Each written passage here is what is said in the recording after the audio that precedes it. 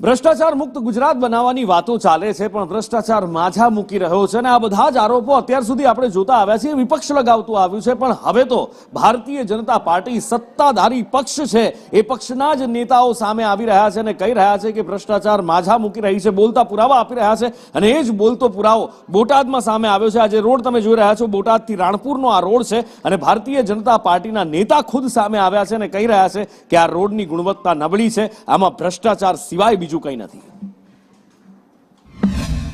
ખરેખર ઈ ભ્રષ્ટાચાર જ થયો છે અને રોડ હાવ એકદમ બોગસ કામ કરેલું છે।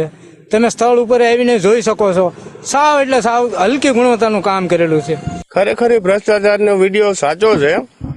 અધિકારીઓએ કે આજે રોડના કોન્ટ્રાક્ટરો જે કામ કર્યું છે એ ખરેખર ખોટું છે।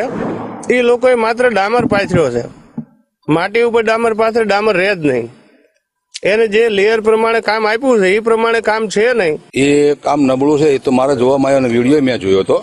તો આવું નબળું કામ ચાલે ને, અને આ રોડ ઉપર અધિકારીઓ તેમજ નેતાઓ બધા નીકળતા, રાણપુરથી બોટાદનો મુખ્ય માર્ગ છે, હું પણ રોજે રોજ નીકળતો હોય આગળ, અને રોડના ખાડા એવા પડી જાય કે ગાડીની વ્હીલ પ્લેટો વળી જાય।